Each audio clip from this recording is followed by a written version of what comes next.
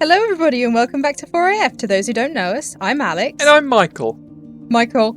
Alex. Michael, it's here! Alex, I'm so excited. Okay, so this is the new build project. Oh, wow. Okay, in case you couldn't tell, right? It's very inspired. Yeah, there's a little bit of a theme going on, isn't there? There is. Okay. So I'm so excited. I have been slaving away for this, and I'm honestly I'm probably too excited for this. I'm excited too. I haven't been here. I have not been present for it. So You haven't? I'm spoiled by the fact that this will be, my first time seeing it properly. That is true. It will be a reveal for you as well. It'll be beautiful, I'm sure. Yeah, sure, yeah. I mean, I hope so. I hope you think so, anyway. So, there is just a few things I want to say first, really quickly. So, if there are any points at which I'm speaking a little quick, it's probably because I'm just, I'm very excited. I've really enjoyed what I've learned from this whole project, and I will probably be rushed trying to say that at some points. I am sorry if I am speaking quickly. And if there are any bits where my replay has clipped, that will be because this project is actually so big that it was going out of my render distance. Out completely, Michael. Like, it actually left. Oh, it went. Oh, no. And I was like, oh, I'm sure that's not going to be a problem in editing. It was. Spoilers. I'm sure it'll come together quite nicely. You've poured a lot of tears, and more tears into this. All the tears. All the tears. Okay. So then, I guess we should just, without further ado... Let's get to it. Let's get to it.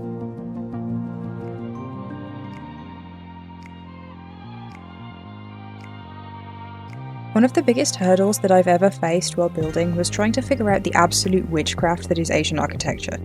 Seriously, hats off to you guys. The ancient temples all across Asia have some of the most personality of any structures in history. They are incredible. Because it challenged me so much, I was determined to put something together as a tribute. Now, the problem here is that there are so many different cultures across Asia, and especially throughout history, that I couldn't just pick one to base this project off of. So I ended up kind of stumped. And I wanted this project to take a more drastic fantasy approach than just trying to mimic one temple or even one country. And because it'd been given a live action recently, I was reminded of watching Avatar: The Last Airbender when I was a kid. So Avatar, in case you didn't know, not the blue people kind, was an animation series created by Michael DeMartino and is largely inspired by real-life places all across Asia. They took inspiration from Imperial Japan, Tibet, and China, and they were given their own personalities that allowed these incredible cultures to blend together and become something new. In this world, there were a series of temples divided around the globe called air temples, which were kind of based incredibly high up and were largely considered sacred. So this seemed like a pretty fun idea to try to recreate, and it gave me a good starting point. First, I had to pick a style, and I took that idea and turned it on its head, literally. One of the Avatar temples that I took heavy inspiration from was called the Western Air Temple, and just like I drew my inspiration from it, the air temples were actually based on Buddhist monasteries in Bhutan. Now, personally, I know very little about geography, so to quote Wikipedia for you, Bhutan, officially the Kingdom of Bhutan, is a landlocked country in South Asia, situated in the eastern Himalayas between India and China. What I can say is that it has an objectively amazing flag, and I absolutely love it. These monasteries are situated, like I said, with the air temples really high up in the Himalayas, and one of the most famous ones emerges right out of the cliffside. So it must have been made by absolute lunatics who have my respect, because they must have had no fear of falling. I'd be absolutely terrified, and I'm not even afraid of heights. This monastery has a very interesting name that I am way too English to pronounce correctly, so I'm just going to refer to it by its common name, Tiger's Nest. Tiger's Nest is a monastery that can be found in the cliffside of the Upper Paro Valley. The granite cliffs that it clings to are covered in absolutely beautiful greenery, and they're extremely vertical and slippery, and yet people still make the journeys to meditate there. The different buildings that make up the monastery are separate, and they're connected via stairways and caves through the rock itself, as well as wooden bridges.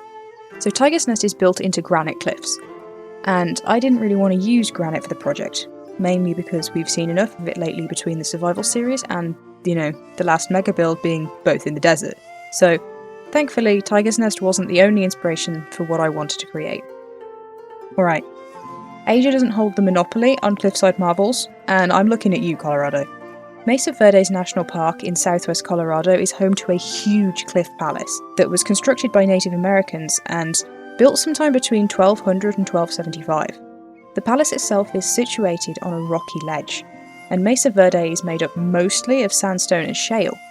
So, where shale is a solid, clastic sedimentary rock, formed typically from slow-moving aquatic environments, sandstone is considered a soft rock and is porous, and that means that water can pass through it and drip feed into areas between and below the rock. For the project, I knew I wanted to create a lush green environment, and so I chose to take the terrain idea of Mesa Verde and use a softer rock, like calcite, to break up the harder rock, like diorite, with clay, to help create a nice gradient and tie in a nice little Easter egg for those of you who've been paying attention.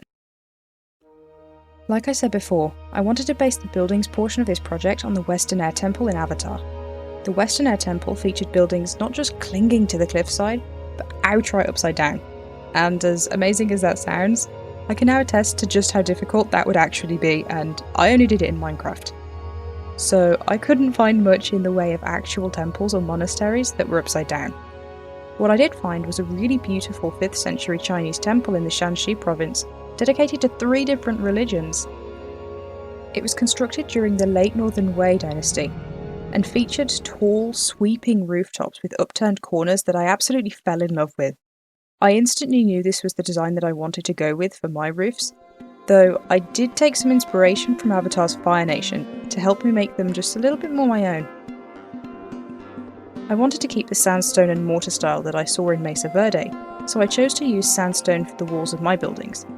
And the Hangshan Temple in China that inspired my roofs also featured brilliant, bright colours that helped me figure out that I wanted to contrast my pale landscape of calcite and diorite with a splash of colour.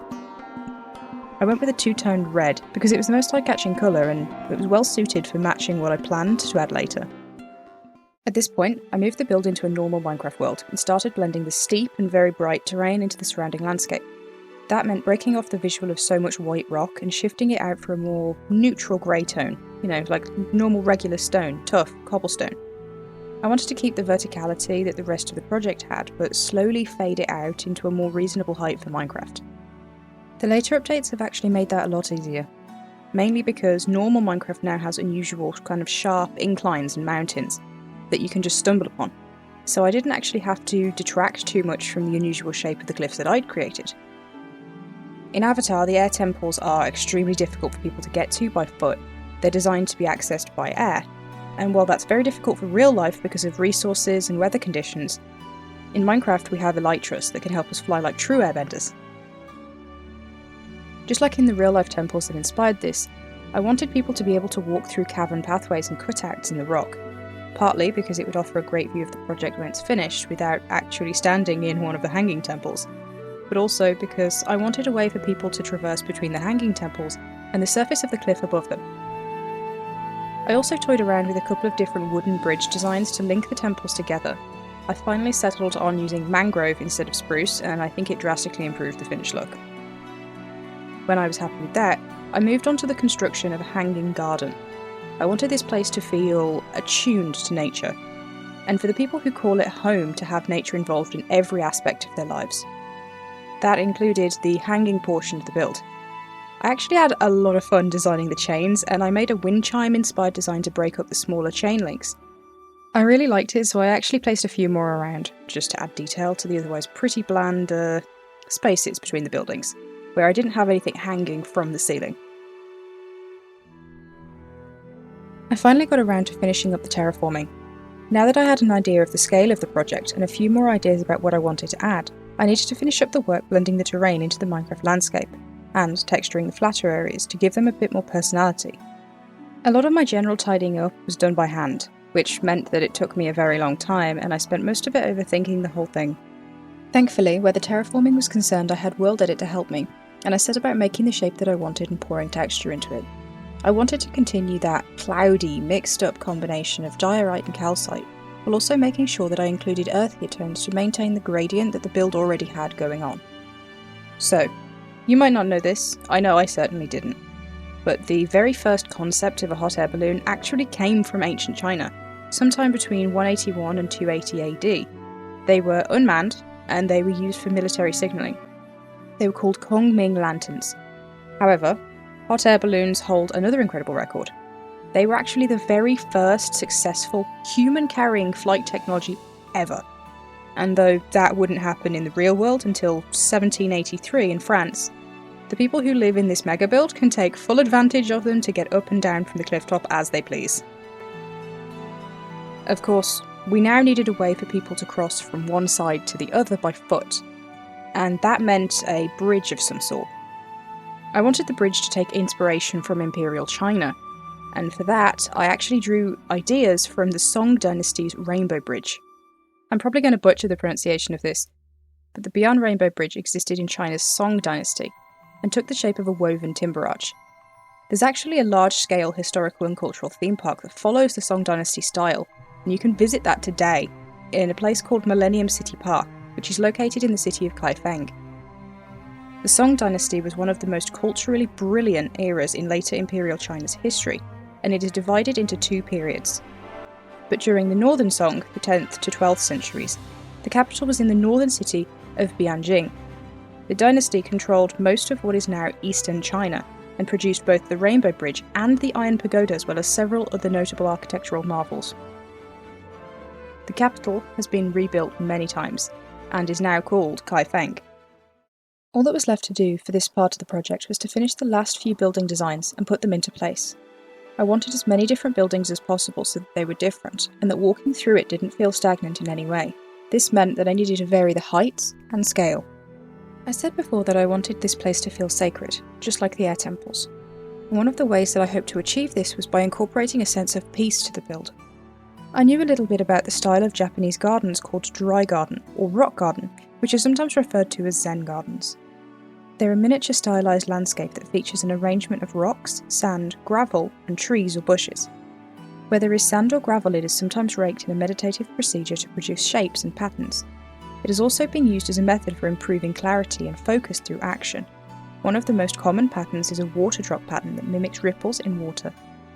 These gardens have existed since as early as 794 to 1185, and are truly breathtaking to look at. I also made sure to add other symbols of peace and tranquility. One such idea was hot springs.